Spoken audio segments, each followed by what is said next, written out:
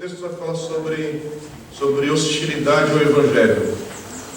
De novo, estamos indo na sequência do texto. Então vamos ler agora, Atos 5, de 12 a 42. O próprio texto já instrui cada um de nós, ele já fala claramente, nos ensina. Mas a gente vai depois nele e medita. Tá bem? Olha, presta atenção o que Lucas está registrando aqui, a partir do versículo 12. Os apóstolos realizavam muitos sinais e maravilhas no meio do povo. Todos os que creram costumavam reunir-se no pórtico de Salomão. Dos demais, ninguém ousava juntar-se a eles, embora o povo estivesse em alto conceito, em número cada vez maior. Homens e mulheres criam no Senhor e lhes eram acrescentados. De modo que o povo também levava os doentes às ruas e os colocava em camas e macas, para que, pelo menos, a sombra de Pedro se projetasse sobre alguns, enquanto ele passava. Afluíam também multidões das cidades próximas a Jerusalém, trazendo seus doentes e os que eram atormentados por espíritos imundos. E todos eram curados. Então o sumo sacerdote e todos os seus companheiros, membros do partido dos saduceus, ficaram cheios de inveja. Por isso mandaram prender os apóstolos, colocando-os numa prisão pública.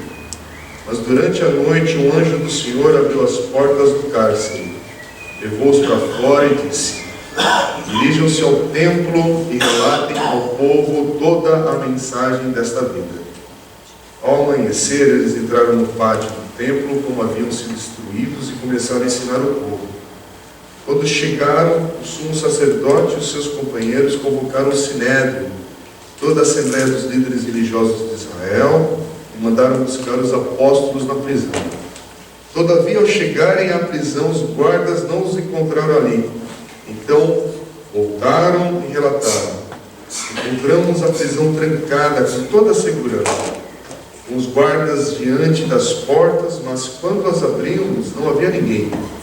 Diante desse relato, o capitão da guarda do templo e os chefes dos sacerdotes ficaram perplexos, imaginando o que teria acontecido.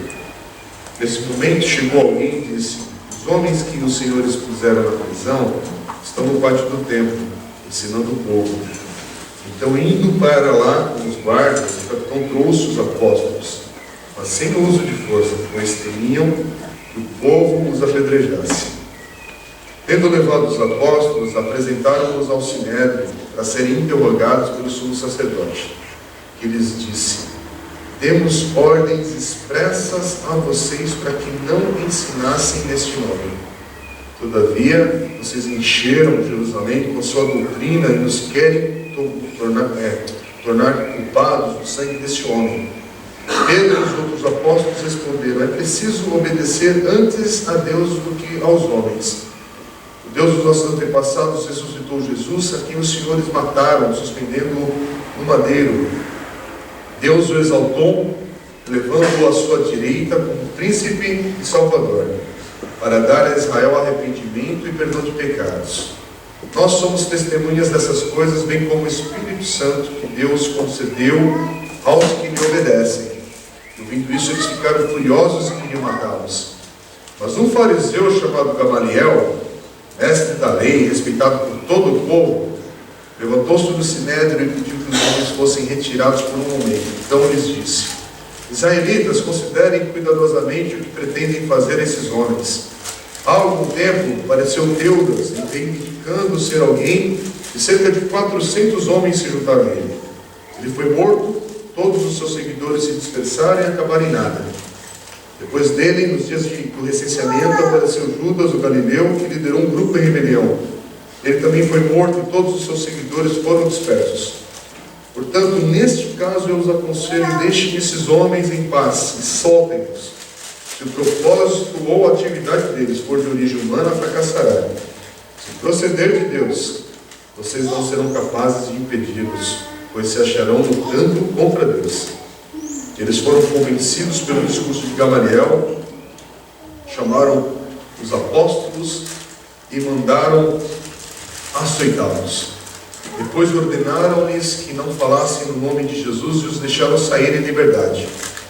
Os apóstolos saíram do sinédrio alegres por terem sido considerados dignos de serem humilhados por causa do nome. Todos os dias no templo, e de casa em casa, não deixavam de ensinar e proclamar que Jesus é o Cristo. Amém? Irmãos, essa semana eu recebi um e-mail e depois ontem na sexta-feira, uma mensagem no WhatsApp, né? Do nosso missionário Rubem Celeste, que é casado com a Mary, que estão servindo no Haiti. Obrigado, pessoal. E a gente, como igreja, colocou inclusive no boletim de setembro, você deve ter lido o texto que tinha, a gente está adotando essa família, esse casal de missionários no Haiti. Ele esteve aqui na igreja pregando uma vez esse ano mesmo e alguns anos atrás esteve aqui dando testemunho, inclusive com o irmão do Haiti, estavam acompanhando com ele naquela época, e a gente entendeu de adotá-los agora como missionários da igreja também, ofertando mensalmente. Nós temos um compromisso de oração e de oferta mensal até dezembro do ano que vem. Aí a gente vai considerar, vai estar acontecendo o ministério deles ali, e nosso compromisso a gente prorroga, ou, enfim, vamos tomar outras decisões mais adiante, mas estamos acompanhando. Eu tenho falado com eles mensalmente. Todo missionário aqui da igreja eu tento falar pelo menos uma vez por mês para estar junto, orar e conversar pelo WhatsApp, vídeo, né? Tenho feito isso sempre aqui com a igreja, o compromisso que a gente tem. E aí o Rubem compartilhou que nessa semana eles estavam sem condições de ir ao supermercado, que estava tendo alguns agitos lá na cidade, na região deles, por causa de questões políticas e econômicas, né, que o país enfrenta, e que estavam sem acesso a comprar a gasolina também. E aí na sexta-feira ele mandou outra mensagem de oração, porque tinham pedido para eles interromperem as atividades na escola. Eles cuidam de uma missão cristã e atendendo a órfãos ali, e crianças, e aí falando para eles pararem o trabalho ali, senão iam ter algum problema. E então continuou pedindo oração, falou assim: olha, aqui as coisas são assim mesmo, tal, tudo sob controle e ao mesmo tempo tudo sob ameaça também. E eu estou compartilhando com a igreja porque quando você lê no boletim que a gente encorajando vocês a orar e mandar uma mensagem para esses missionários, é real. A oportunidade é agora de você fazer isso. Inclusive agora nesse mês de outubro, domingo que vem a gente tem um pouco mais de destaque sobre isso na ceia, né? Mas vamos orar no mês de outubro, focado no pastor Rodolfo, que vai ter uma viagem breve aí, fazer em Budapeste, participando de outras questões de plantações da igreja na Europa. Então assim, a gente vai compartilhando as situações e o pessoal está no campo missionário, em lugares onde onde ser cristão não é tão fácil igual você que saiu da sua casa hoje, chegou aqui para adorar a Deus, porque escolheu vir, decidiu vir, tem a decisão, inclusive irmãos que podem estar aqui hoje de manhã. A igreja está até cheia, a gente está nessa transição agora do culto à noite agora oficial, então tem irmãos que hoje não vieram de manhã porque tem a opção de vir à noite. Isso é bom, graças a Deus por isso. Isso é um privilégio nosso. Mas, agora a gente está lendo um texto, que Atos capítulo 5 começa a andar, e a gente vai para essa segunda parte aí do texto, mostrando que sofrimento e hostilidade ao Evangelho é uma marca da igreja. Hostilidade ao Evangelho é uma marca da igreja de Cristo. E aqui já começou, em Atos. Isso reflete até hoje na vida de quem é discípulo de Jesus. Os versículos que a gente está lendo está dentro desse contexto, aliás, porque já no capítulo 4 começa a ter essa oposição aos discípulos, aos apóstolos ali. A gente já está acompanhando isso. Quem não é familiarizado com o livro de Atos, depois tenta ler, começa a ler esse livro. É um dos livros essenciais para você entender a igreja e entender na sequência dos evangelhos. É a melhor leitura para você fazer, ler um dos evangelhos e ler Atos dos Apóstolos. Isso já vai te dar um entendimento muito grande aí da palavra de Deus. Se você é novo na fé, ou se você é um curioso sobre a fé cristã. cristã também. Mas aqui a gente está vendo que a igreja começa a enfrentar oposição agora. A gente vai começar a ver isso sendo constante, presente. Vimos que alguns versículos atrás, e a mensagem da semana passada, que a oposição foi focada na mensagem anterior e no início do capítulo 5, dentro da igreja. Ananias e Safira vem apresentar uma oferta. São pessoas que tentam ser hipócritas e mentirosos dentro da igreja. Então é uma oposição que começa ali para contaminar a própria igreja do Senhor. Mas vimos também que há oposição dos de fora para a igreja. Já aconteceu no capítulo 4 e aqui volta a acontecer de novo. Quer dizer, são duas táticas que Satanás usa contra a igreja do Senhor: oposição de dentro e oposição de fora. E o que Satanás odeia, e odeia mesmo, é quando a igreja do Senhor está centrada na palavra de Deus. Quando a igreja do Senhor caminha centrada no Evangelho do Senhor. Por quê?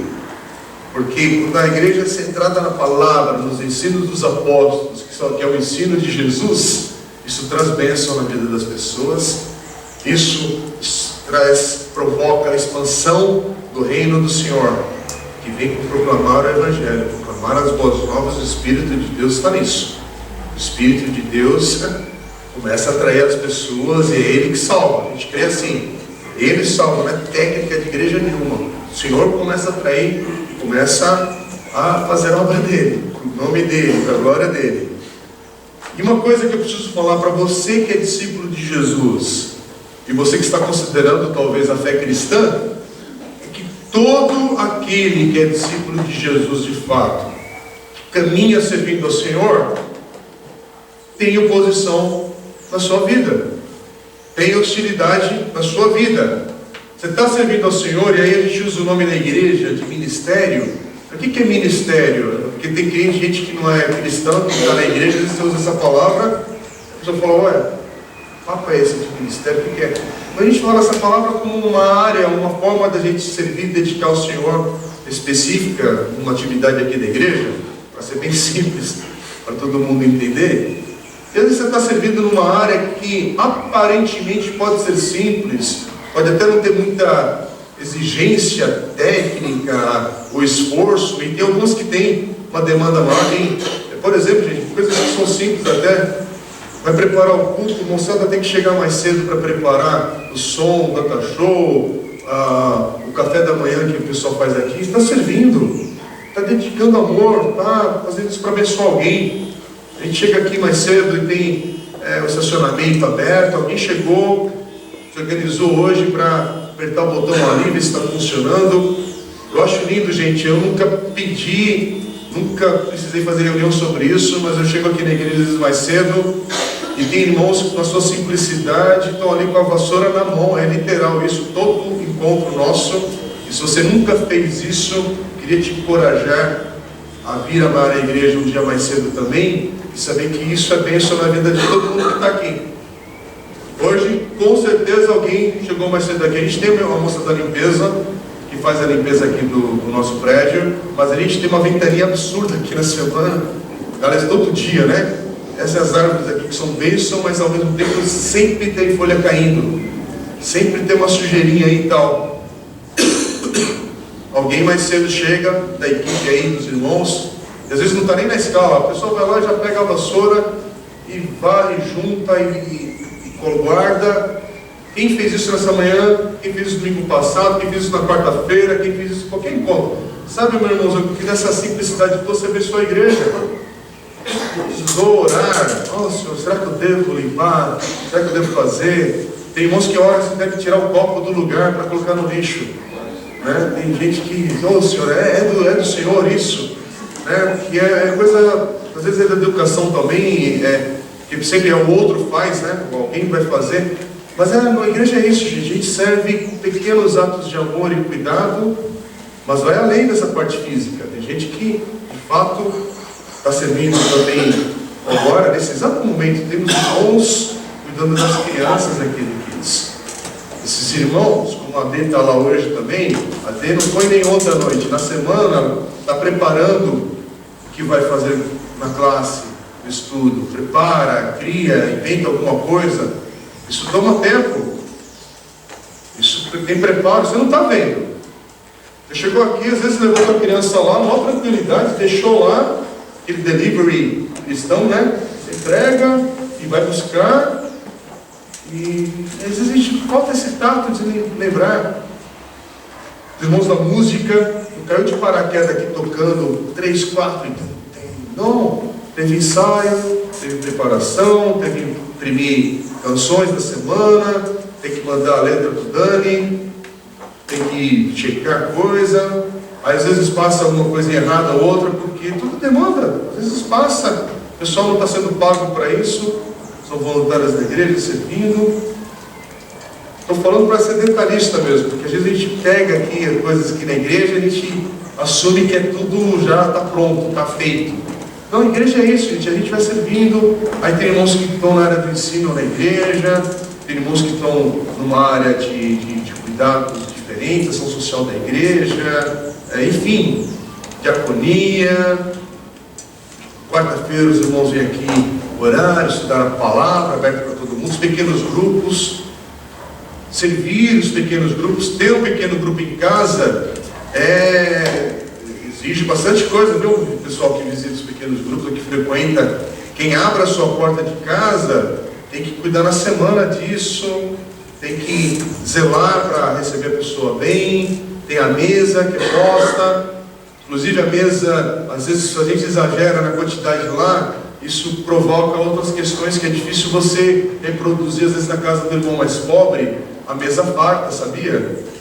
Isso aí, às vezes é um problema, às vezes a gente não percebe isso, aí a gente está limitando que o irmão que seja humilde receba pessoas da igreja em casa. Por quê? Porque a gente colocou uma demanda que o outro que é pobre na igreja não vai conseguir, e ele se sente envergonhado, às vezes, sabia? Isso é sério, gente. E a gente às vezes tem que tomar cuidado. Agora isso não estou falando para aí, coloca pouca comida, porque tem um grupão que gosta de comer. Então, né, Carlão? Lá a casa do Carlão é abençoado. Lá tem abundância, mas aí o grupo está assim, aí é joia, é bênção. Mas não pode perder. Mas não pode perder a sensibilidade. A gente tem gente aqui que não tem o que comer. Na semana é socorrido para ação social.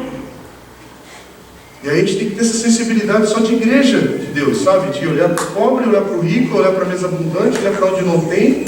Como é que a gente faz esse negócio andar? Dá trabalho. Tem que se reunir, tem que se programar, tem que conversar, tem que compartilhar, tem que chorar, tem que rir, tem que brincar, tem que às vezes discutir alguma coisa. Dá trabalho. Aí às vezes a gente está com os pequenos grupos. Estou falando aqui porque é para a gente entender o que é enfrentar algumas coisas. Prepara o pequeno grupo, aí a pessoa às vezes não avisa que não vai, às vezes não vai por um motivo trivial e não é responsável. Isso abate e desanima aquele que está recebendo, que está lutando para começar ali um pequeno grupo na casa. O grupo desmarca de véspera, programou tudo. Estou falando isso porque a gente não percebe, e a dinâmica da vida de todo mundo aqui acontece trocentas coisas, é muita coisa acontecendo. A gente não dá conta desse universo. A gente não dá conta. É por isso que Paulo vai falar ao mesmo tempo: faz alguma coisa, faça para o Senhor. Faz para o Senhor, porque quando a gente faz isso para o Senhor, nosso dedicar ao Senhor ali não é em vão. 1 Coríntios 15, no finalzinho do capítulo 15, você vai ler sobre isso. Então faça alguma coisa, faz para o Senhor. Por quê? Porque senão teu coração vai ficar, às vezes, bugado, vai ficar chateado, vai ficar. Agora, serve ao Senhor, está no Kids, tá? Dê o nome que quiser dar. Tem hostilidade, vai viver circunstâncias que fogem da tua mão por causa do nome do Senhor. É comprometido com a obra de Deus de todo o coração?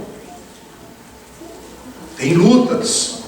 E a questão, às vezes, é que a gente tem que pensar o seguinte: se você não está passando... Eu não gosto desse pensamento no sentido problemático, que parece que aí o crente vai ficar se inventando problema, vai ficar inventando... Você precisa inventar. Serve a Deus que o problema vai surgir, porque a hostilidade ela vem contra o Evangelho. Você não precisa ser tão criativo assim, não. Tá? Basta servir. Eu te dou certeza de uma coisa: tua vida não vai ser monótona. O monótono é que não dá para ser na igreja do Senhor. Vai ter sempre alguma coisa te surpreendendo. Agora, eu estou falando isso não é para te abater, que não daqui a pouco a pessoa começa a sair da igreja. Né? Eu quero ver aqui hoje, para Deus vai converter aquela pessoa, o Espírito de Deus vai agir, ele está falando, não quero esse negócio não.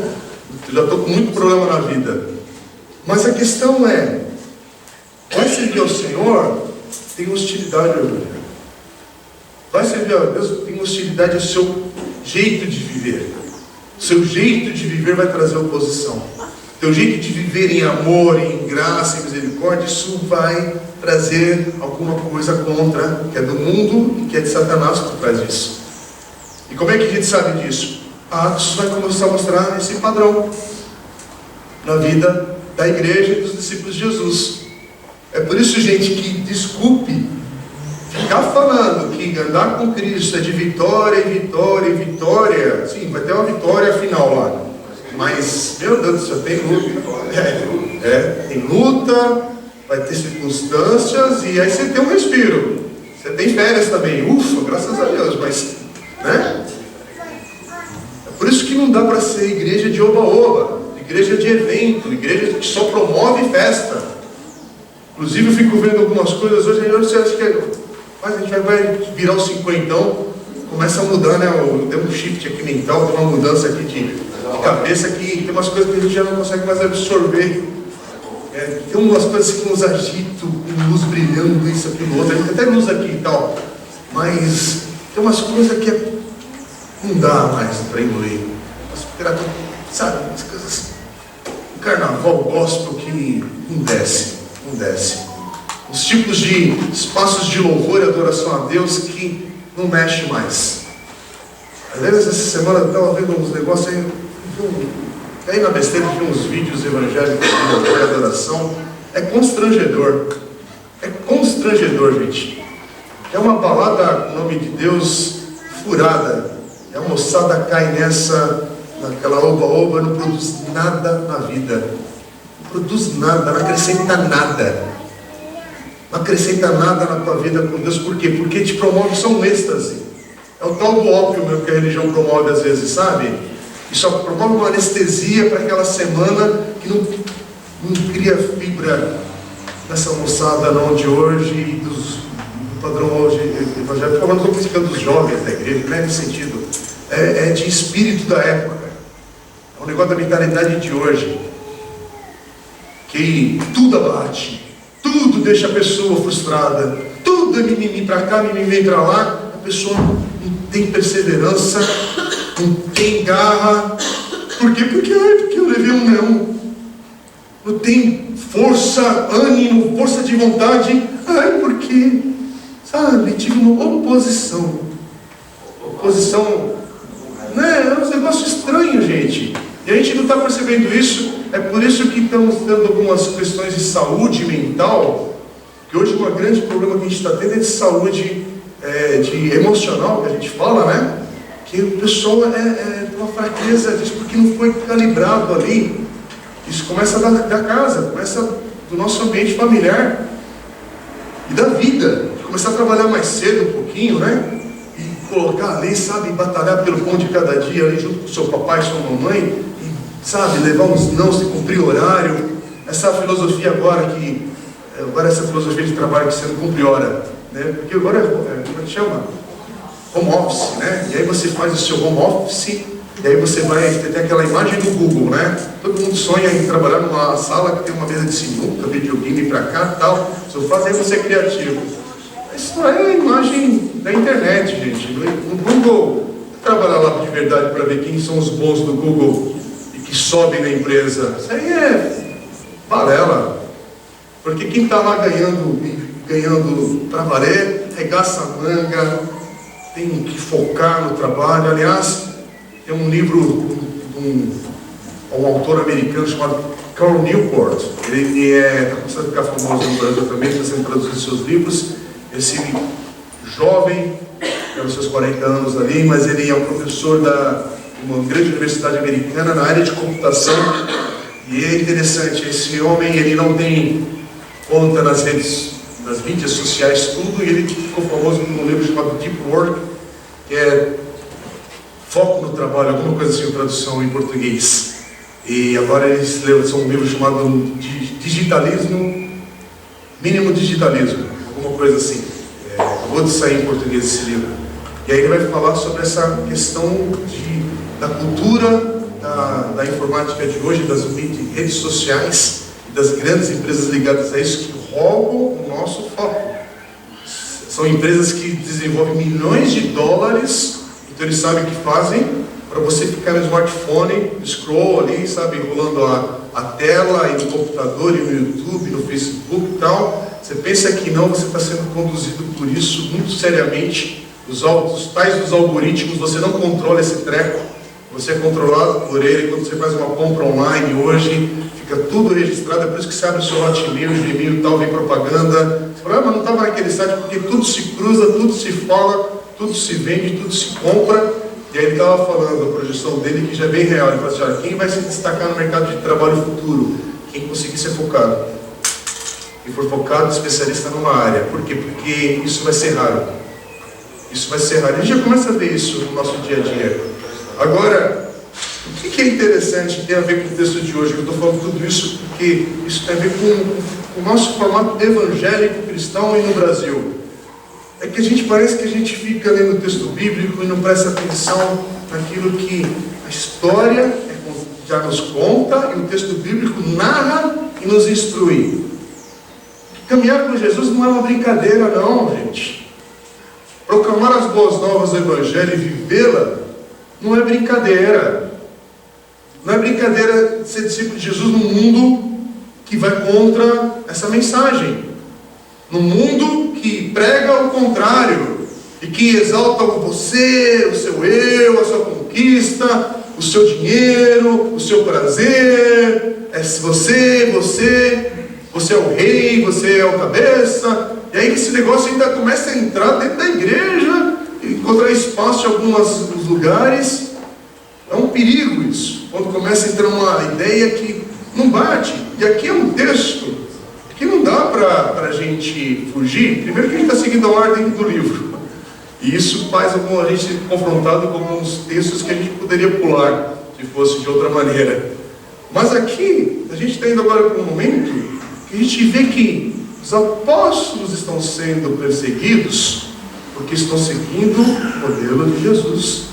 Estão seguindo Jesus, estão vivendo o que Jesus falou. Quer dizer, é um ministério que eles estão falando aqui, vivendo, que tem palavras, tem proclamação da mensagem, do Evangelho, e eles vivem. Tem atos, tem obras, tem coisas acontecendo. Eles falam e acontecem. Eles falam, proclamam e vivem. E isso vai ser assim, e daqui a pouco, no capítulo 7, nós vamos ter o primeiro mártir ali da igreja, se a gente pode usar essa palavra, que daqui a pouco vai acontecer uma primeira morte grave ali, por causa de Jesus, por causa do testemunho público. Daqui a pouquinho a gente vai chegar lá. Quer dizer, se a gente obedece a Jesus, se a gente vive essa fé publicamente, essa que é a questão também, não é uma fé que fica no seu cantinho, escondidinho e, no meu particular tem esses valores. Não. Você vive, você compartilha. Então prepare-se para viver debaixo de hostilidade e perseguição. Mas lembre-se também que viver uma fé pública, viver uma fé em Cristo Jesus, promove bênçãos também. Fortalece aqueles que estão fracos. Abençoa muita gente com essa esperança, com a fé, com o amor que é proclamado. Mas viver o Evangelho publicamente enfurece muita gente também. Deixa muita gente ameaçada com seu poder, com seus privilégios. E é por isso que uma essência desse texto aqui que a gente precisa focar, são 3 coisas que eu queria compartilhar nessa manhã breve com vocês. Primeiro é que ter um ministério do Evangelho, eu queria usar essa expressão, eu estou pegando emprestada do comentário bíblico que eu estou usando do pastor Tony Merida, e ele usa isso, o ministério do Evangelho abençoa muita gente, mas abençoa os pobres de espírito, em primeiro lugar.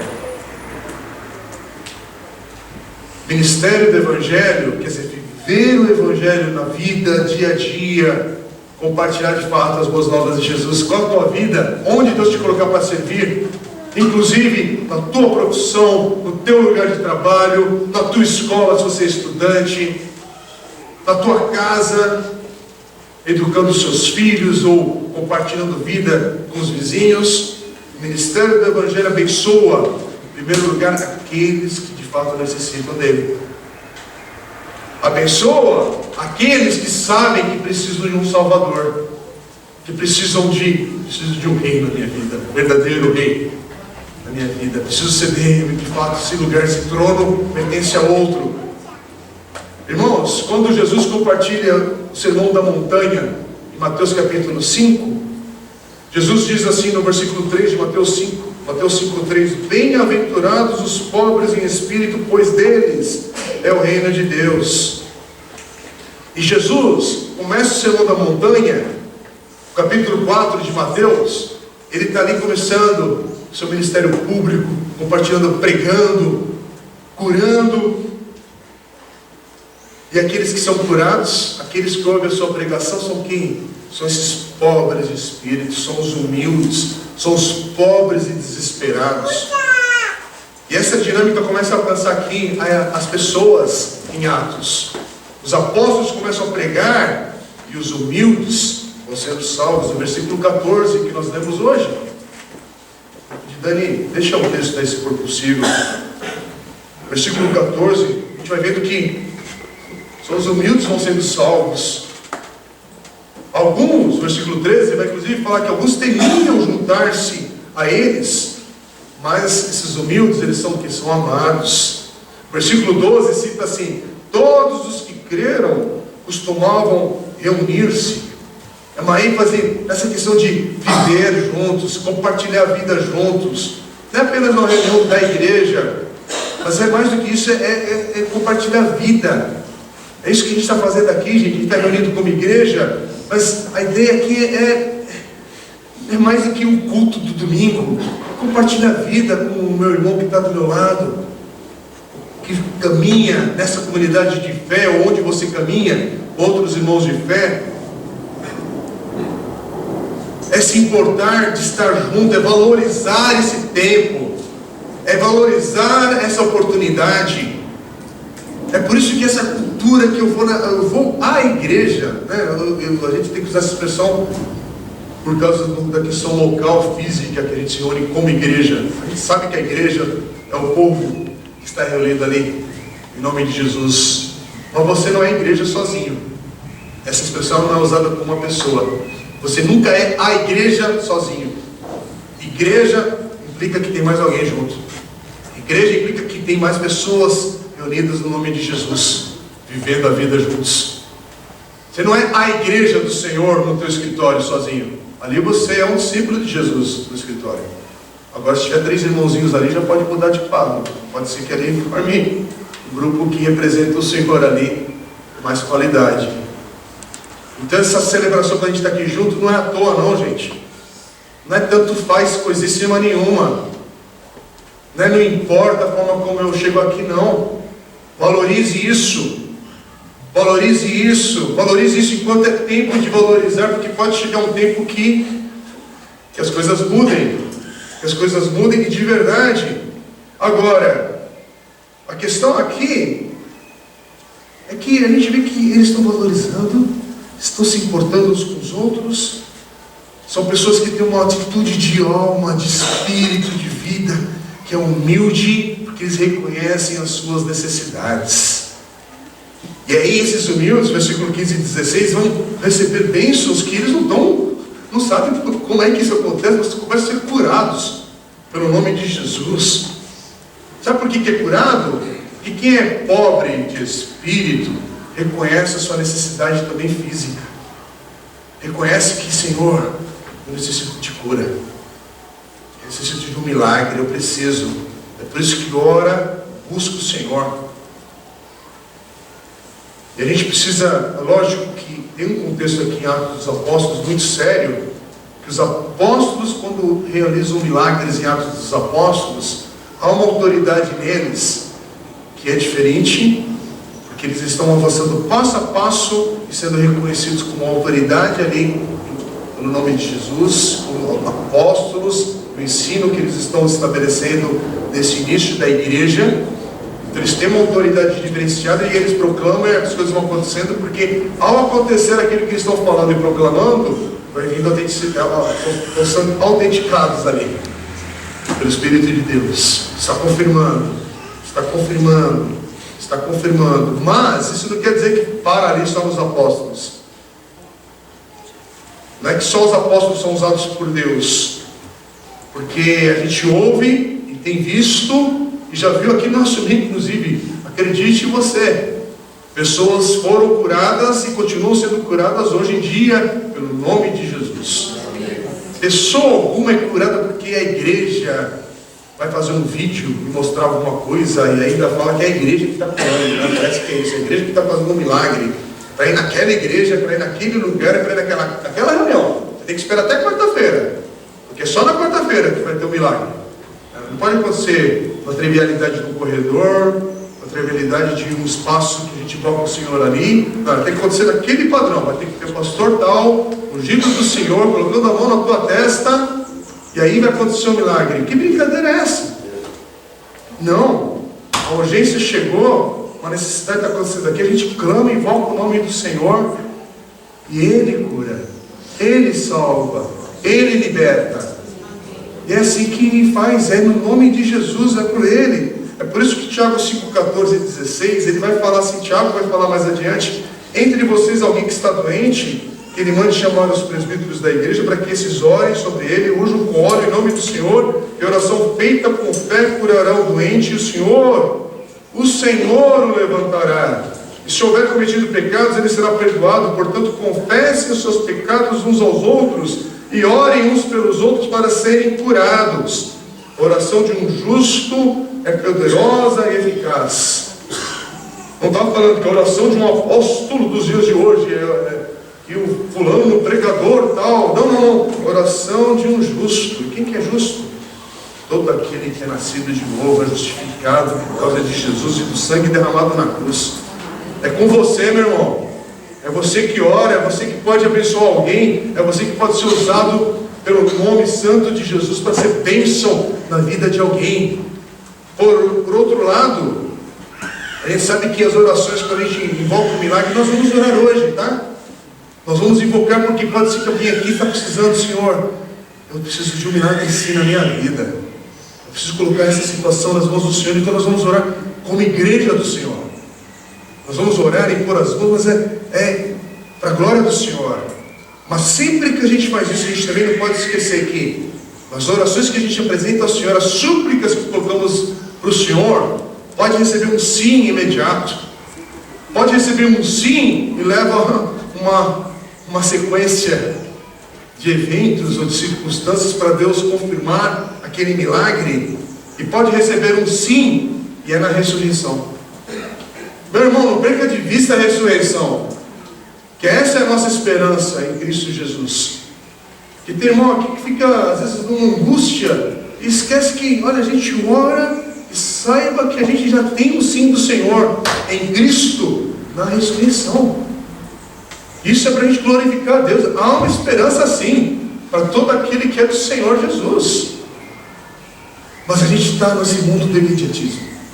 É o mundo do WhatsApp, né? Manda mensagem, tem que vir agora a resposta. Se não vem 15 segundos, vai estar brigado comigo, Senhor. Eu mandei minha oração aqui e não veio a resposta ainda?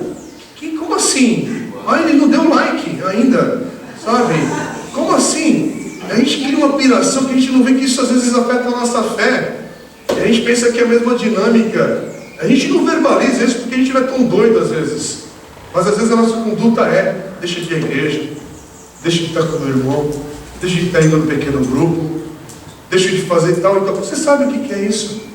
Por quê? Porque não aconteceu nada. Porque não fui curado. Porque... Como assim? Como assim, mano? A gente pode orar, a gente pode esperar, mas a minha fé, ela tem um outro olhar, um pouquinho mais profundo, um pouquinho mais adiante. Assim, Senhor, pode nada acontecer. Pode nada acontecer. Senhor é digno. O Senhor é digno da minha vida. Pode um monte de coisa não acontecer ao meu redor. O Senhor é digno da minha vida. Eu não sei se você está entendendo. Eu estou servindo no tal ministério, eu estou fazendo tal coisa, isso, aquilo, outro. Por que eu estou fazendo isso? Porque o Senhor é digno. Estou de braço cruzado, não faço nada porque eu estou de má. Como assim? O Senhor é digno. Que eu santifique o meu falar, que eu santifique a minha conduta, o meu pensar, o meu agir. Por quê? Porque Ele é digno. Não é porque Ele fez tal coisa. Ele é digno. Ele me salvou. Ele me redimiu. Ele me deu uma nova vida. O Senhor é digno. E ponto final. Agora, esse texto aqui está nos lembrando também que não há mal algum que prevalece ao nome de Jesus. Nenhum mal, nenhuma obra maligna resiste ao nome de Jesus. Resiste àqueles que estão com Cristo. Não. Por causa de Cristo, por causa do seu sangue, por causa do seu nome. E como é que a gente vê isso? Porque os apóstolos estão pregando, as coisas vão acontecendo, pessoas são curadas e libertas. Pessoas que são possessas aqui, possuídas, tem um espírito maligno. Em nome de Jesus, liberta. Agora, muita coisa não acontece hoje no meio da igreja, irmão. Sabe por quê? Um ato de celebração a Deus. Porque muita gente chega na igreja, na celebração, ou na sua vida diária, e não é pobre de espírito, é rico de espírito. Mas rico no sentido bem ruim, no sentido de orgulho, no sentido de arrogância, no sentido de achar que sabe mais do que qualquer outro. Pessoas que não reconhecem a sua necessidade espiritual, e às vezes pessoas que têm bens, porque os nossos bens camuflam muito, né? A gente pensa que às vezes ter um emprego, ter o salário, ter isso, ter aquilo outro, isso traz uma estabilidade para a vida. Já viu aquele discurso de muita gente que fica correndo atrás do dinheiro, do emprego e disso, e negligencia coisas essenciais da vida, que é caminhar com Deus, dedicar a vida ao Senhor, colocar a vida com as prioridades no lugar. Não, mas porque agora eu estou fazendo tal e tal. Não, inverte as prioridades. Todos nós aqui temos oportunidade para ministrar o Evangelho aos pobres. Todos nós temos oportunidade para ministrar o Evangelho aos feridos, aos escravizados, aos doentes. A questão é, se tem uma oportunidade, estamos ministrando. Se tem uma oportunidade, você está proclamando o Evangelho naquela oportunidade. Se tem uma oportunidade, você está refletindo o amor de Jesus, glorificando o Senhor, sempre que isso te é possível. Agora, se você estiver fazendo isso, então prepare-se, porque o ministério do Evangelho abençoa os pobres de espírito, mas o ministério do Evangelho, ele enfurece os orgulhosos. É o que a gente vai ver na sequência aqui, do versículos 17 a 40. Segunda parte que a gente leu aqui. O que afasta muitas pessoas do Evangelho é o orgulho. Alguns têm um orgulho intelectual, acreditam que o Evangelho é tolice, para você colocar sua fé nele. Outros são impedidos de viver o Evangelho por causa de um orgulho social. Não querem correr o risco dos seus prestígios onde vivem, na sociedade, ou enfim, por causa da sua fé. E tem alguns que têm um orgulho familiar, sabia? Porque sabe que seguir a Jesus tem um custo no relacionamento com pessoas da sua família, que não creem, ou talvez que pensam que vergonharão o nome da família, inclusive se seguir a Jesus, vai virar crente, né? E aí aqui nesse momento em Atos, a gente encontra um grupo desse de pessoas que são orgulhosas. E elas demonstram um pouquinho de tudo isso. É por isso que o versículo 33 vai falar assim, que eles ficaram furiosos, essas pessoas, queriam matar os discípulos se fosse possível. Aí aparece nessa história o sumo sacerdote, o grupo dos saduceus, que são quem? São aqueles que amam o poder, E aí é por isso que quando os apóstolos começam a ganhar popularidade, quando eles começam a ter influência de alguma maneira na vida das pessoas, o versículo 17 diz que essas pessoas ficaram cheias de inveja. Olha o que Lucas fala nessa versículo 17. Quer dizer, lembra de uma coisa, está falando aqui dos saduceus. E os saduceus, aquele grupo que não cria em milagres, como a ressurreição ou como os anjos. E aí o irônico nisso aqui, que os saduceus não creem em anjos, e aí Deus envia o quê? Um anjo para libertar os apóstolos da cadeia. Tem ironia nesse texto, viu? Tem uma coisa assim que... vocês não creem? É justamente isso que Deus faz para libertar. E aí a gente está vendo aqui um grupo que está com inveja, está com raiva. Por quê? Porque os seus valores, as suas ciências estão sendo desafiadas. Estão sendo expostas, estão perdendo poder. Agora, olha que interessante. O texto mostra também que os apóstolos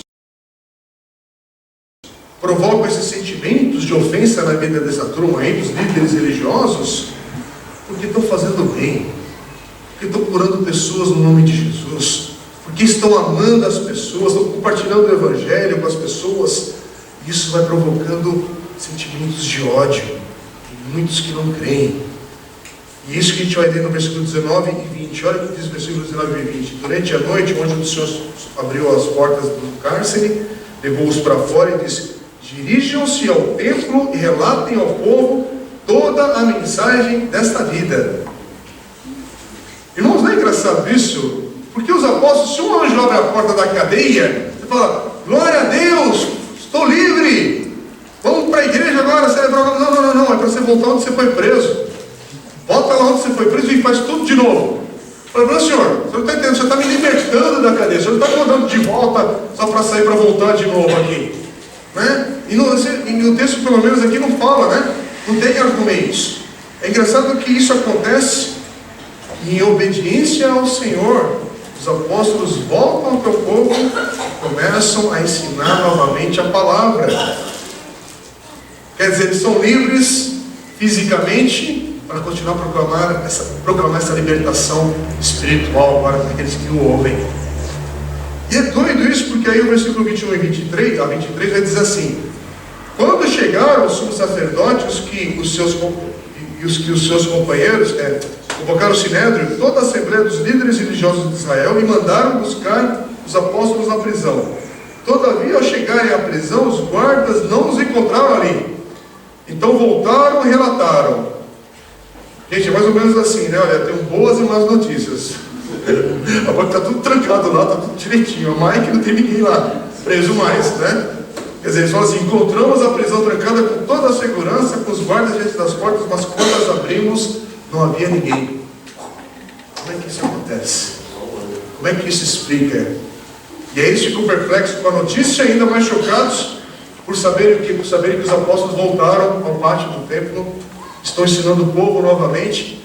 E aí eles vão até lá, lógico que eles tomam cuidado para o povo não se volte contra eles, e levam os apóstolos de novo lá para o sinédrio e tal, acusam novamente os apóstolos de violarem as suas ordens.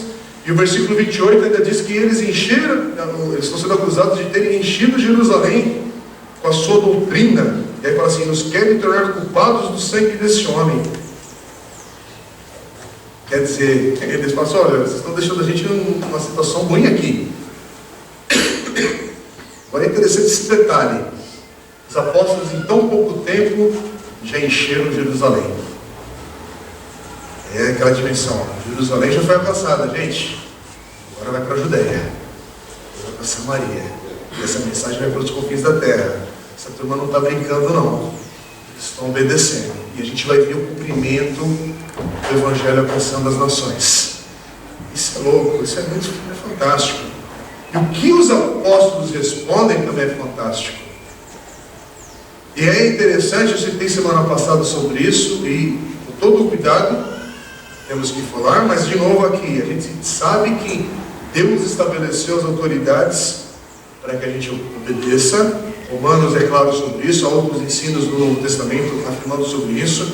Pedro vai chegar a falar em 1 Pedro 2,17 que eles deveriam honrar o rei, quer dizer, honrar o imperador. Naquela época, você imagina Pedro, o apóstolo, falando sobre isso, sobre honrar o governante, no meio de tanta oposição que eles enfrentavam. Então a gente tem essa questão de reconhecer as autoridades muito explícita no Novo Testamento, isso dá outra mensagem, mas há momentos que um cristão, como discípulo de Jesus, não pode e não deve obedecer ao Estado, e aqui é um deles. Eles não podem parar de pregar o Evangelho por causa das ordens. Eles vão proclamar o Evangelho, eles vão ser obedientes ao Senhor. E aí ele tem que perceber o que Pedro está falando aqui. Primeiro que Pedro não deixa passar uma oportunidade sequer sem mostrar Jesus nela. Ele vê uma oportunidade, está ali de novo no Sinédrio, está de novo ali para ser acusado e um monte de coisa acontecendo. Ele vê aquele momento, mais uma vez uma oportunidade para afirmar Jesus. Versículos 29 a 32, Pedro vai dizer assim: é preciso obedecer antes a Deus do que aos homens. E aí em seguida ele vai falar o quê? Ele vai falar sobre a morte, a ressurreição e a exaltação do nosso Senhor Jesus Cristo. Diante daqueles homens que mataram Jesus. Vai lembrar a todos ali, mais uma vez, já tinha lembrado antes, mais uma vez ele vai lembrar que Jesus veio, que Jesus morreu, que Jesus ressuscitou. E que eles agora são testemunhas desse Jesus, e que agora eles têm o seu Espírito testificando também com eles. Quer dizer, toda oportunidade os apóstolos não desperdiçam. Eles pegam ali aquela oportunidade e fazem Jesus ser conhecido. De novo, tem ameaça. O que acontece? Eles são ameaçados. E aí o versículo 41 fala que eles se alegram por terem sido considerados dignos de serem humilhados por causa do nome. E aí o versículo 42 vai dizer: todos os dias do templo e de casa em casa não deixavam de ensinar e proclamar que Jesus é o Cristo. Irmãos, isso para terminar, quando você vive um ministério do Evangelho, quando você vive Cristo na sua vida diariamente, isso te dá garra, isso te energiza, te estimula, te anima. Tem gente que precisa tomar Red Bull, sei lá o que, para ter ânimo. Não, toma o Evangelho dia a dia, logo de manhã, uma dose de oração, palavra de Deus, e enfrenta a vida com ânimo.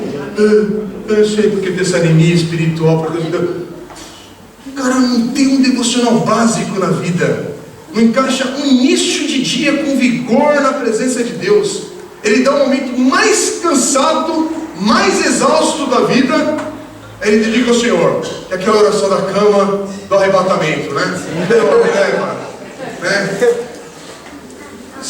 A gente faz isso e não percebe. Aí vai para outro dia, cansado, abatido, ferido de alma, e não inicia o dia clamando, invocando o nome do Senhor. Meu irmão, transforma a sua manhã. Primeira coisa do dia, o cara tem ânimo para fazer um jogging, né? Cooper, sei lá qual nome dá para isso agora, hoje em dia. Vai correr no parque 5 da manhã. 6 da manhã o cara sabe fazer aquele café, que agora tem um monte de vídeo, né? O pessoal pega o negócio e vira assim, dá vontade de tomar mesmo. Tal, sabe que era aroma, tal, faz um cafezinho, diversos grãos. Gasta um tempo na noite anterior, ele faz toda a seleção dos grãos. Coloca, vai moer, para tomar aquele café da manhã. Isso é legal, nada de errado. Me convido um dia, se você tem esse hábito, até amanhã de acordar, que eu amo o café, para participar com você dessa ceia matinal. Mas não tenham cuidado de, ao dormir, falar assim: olha, isso aqui é um texto que eu vou ler amanhã de manhã, isso aqui é um devocional que eu estou separando para ler, porque eu tenho pressa, eu vou sair de manhã, tenho meia hora, 40 minutos. Então na noite anterior, está aqui esse texto, está aqui devocional. Por quê? Porque eu vou acordar, faço minha higiene pessoal, faço a tua rotina do que for necessário, mas eu reservo 5, 10 minutos do meu dia inicial e me consagro a Deus. Não precisa ler o Novo Testamento inteiro em 2 horas da manhã, vai acordar às 4 e às 6 horas vai acabar de ler Mateus, Marcos, Lucas e João. Não. 10 minutos de iniciar o dia para começar. 10 é muito, 5 minutos, mas dedicado ao Senhor. Não precisa ficar repetindo aquela oração sem pé nem cabeça, que você não sabe usar palavras, você não sabe mesmo. Fica repetindo, Senhor Deus e Pai, a cada 3 palavras. Então, Senhor Deus e Pai, obrigado por essa manhã, Senhor Deus e Pai, obrigado pelo meu filho, Senhor Deus e Pai. Sabe, vira uma reza esquisita, porque não consegue expressar. E vamos orar, conversar com o Senhor. Inclusive, quarta-feira agora nós vamos falar sobre oração aqui na igreja. Nós vamos meditar sobre oração e vamos orar. Então você é convidado para essa quarta-feira para a gente refletir sobre isso e meditar um pouco sobre oração. Mas, gente, vai para Salmos, pega um salmo de cada vez e transforma os salmos na tua oração matinal. Se é novo na fé, aprende já sobre isso.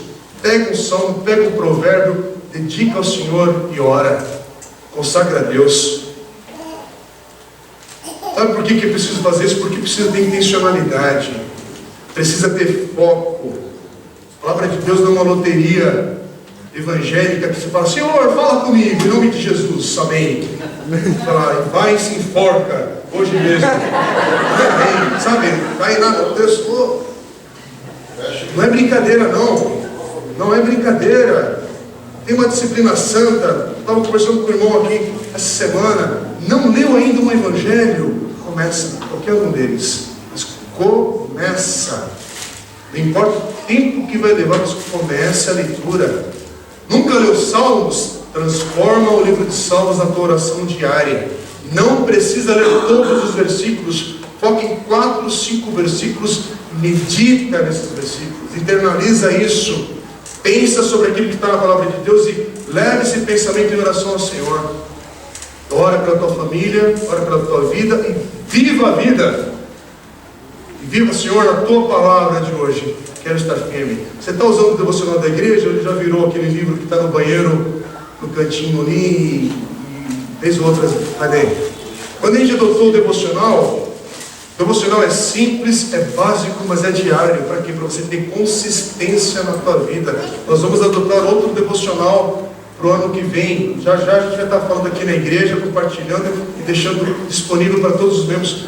Mas se você está aqui na comuna, você vai se cansar de ouvir falar sobre isso, até isso entrar na tua vida para o bem da tua vida e da tua família. Pega um devocional diário e aquilo seja um roteiro. Para quê? Porque é para você aprender, para isso entrar na tua vida e para você ter um tempo de qualidade. 5, não passa de 10 minutos. Mas prioriza, valoriza. Por quê? Porque é isso que vai te fortalecer. É isso que vai te levantar do abatimento espiritual que você está vivendo, de uma angústia que você está presa nela e parece que fica só nela, e só nela, e só olha para o problema, e só olha para a angústia, e só olha para a situação que ela não vai mudar. Porque tem gente aqui que está separado, e está separado, não tem mais volta. A outra pessoa casou com outro cônjuge, prosseguiu. Tem gente aqui que morreu. Que tem alguém que morreu, que morreu não, né? Tem gente aqui que perdeu alguém. Se morrer, a gente vai já transformar o culto de fúnebre, né? Acordou morto, né? Aquele papo, né? Tem gente aqui que perdeu alguém importante na sua vida. Morreu, foi uma tragédia. É uma dor que às vezes a gente não sabe descrever. Às vezes você enterrou alguém que era preciosíssimo na tua vida e precisa superar isso em nome de Jesus agora, vivendo esse agora para o Senhor e honrando o Senhor e trazendo as coisas boas ao teu coração e a esperança em Cristo Jesus. Você acha que o Evangelho não tem nada para falar para a tua situação? Você faliu, você cometeu erros, às vezes você abusou do dinheiro que tinha na mão, da autoridade que tinha na mão, deu um mau testemunho, foi um corrupto em uma situação aí que você viveu, usou mal, sabe, fez coisas erradas na tua vida, gastou com droga, gastou com vício, perdeu às vezes o relacionamento com o filho por causa de uma estupidez. Mas o que você faz agora? Agora você traz o coração humilde à presença do Senhor, se apresenta como pobre de espírito que necessita de um Salvador na tua história. Reconhece isso, tira a arrogância e dobra os teus joelhos perante o Senhor e clama: Senhor, meu Deus meu, tem misericórdia de mim, filho de Davi. Faça como cego, quando ouve falar que Jesus está na redondeza, não está conseguindo saber quem está na frente, quem está atrás, ele só está ouvindo barulho e clama em voz alta: Jesus, filho de Davi, tem misericórdia de mim. Mas não, a arrogância te congela, você fica sentado aí, com um olhar perdido, e não tem desdobramento nenhum a palavra de Deus na tua vida. Então hoje, em nome de Jesus, rompe com isso. Em nome de Jesus, posiciona a tua vida. Homens, coloca, não estou falando no sentido de estúpido, de machista não, mas coloca a tua casa diante do Senhor e valoriza a tua posição ali, como homem. Levanta e se posiciona espiritualmente na tua casa, consagra tua esposa, teus filhos ao Senhor. Você está esperando que alguém faça isso por você? Toma o primeiro lugar ali, porque a tua esposa vai seguir o teu exemplo, ela vai chegar junto. Teus filhos vão olhar para você de joelho também ali e vão chegar junto, vão começar a olhar e vai começar a trazer honra e glória para o Senhor na tua casa, no teu lar. Agora, é apático, é anímico espiritualmente e está achando que sem fazer nada vai ser batizado com o Espírito Santo de Deus, falar em língua. O cara tem umas viagens, porque Deus não vai ser violento contra a tua vida se você não dobrou teu joelho e convidá-lo a entrar na tua história. Deus não vai vir do nada te tomar assim, fazer, você é um rebelde, vai consertar na marra. Não, não. O Espírito de Deus tem horas que ele é gentil, e ele é gentil nessa hora, mas ele te mostra. Às vezes você vai até o fundo mesmo, para que teu coração se humilhe de forma correta, tenha uma posição humilde. Irmãos, eu não me conformo com, se você nunca viveu a experiência de dobrar teus joelhos diante do Senhor como crente em Cristo Jesus, é literal isso agora. Não, eu não preciso, tem um monte de coisa que você não precisa fazer simbolicamente aqui na igreja. A gente fala muito isso, o pessoal tem às vezes que fica às vezes constrangido também, um monte de coisa que o pessoal faz aí de aberração com o nome de Deus. Mas tem alguns momentos, pelo menos no teu quarto, na porta da tua casa, você tem que dobrar teu joelho sim. Não seja hipócrita e arrogante diante do Deus Altíssimo. Você pensa que você é o cara mais inteligente da igreja, você é o cara mais inteligente nos teus negócios, de tudo. Meu filho, para que isso for tirado de você. Porque todo aquele que caminha com o Senhor também tem uma experiência do deserto. Você pensa que é só Jesus. E deserto não quer dizer que você vai ficar sem dinheiro. Deserto pode ser um monte de outras circunstâncias. Tá bem? Mas não existe ministério do Evangelho sem deserto. Volta para os Evangelhos. Não tem esse negócio de caminhar, porque deserto é você estar num momento que você chega, apenas Deus me satisfaz. Apenas a tua graça me basta. E olha, desculpa talvez te falar isso, se você nunca viveu isso, prepare-se, porque vai chegar um momento na tua vida que todo mundo que quer nascer de novo vai viver uma hora que fala: Senhor, eu preciso aprender que apenas a tua graça me basta. Não é o teu milagre me basta, é a tua graça me basta. Eu quero te provar, vamos cantar agora a presença do Senhor, para amar a Deus.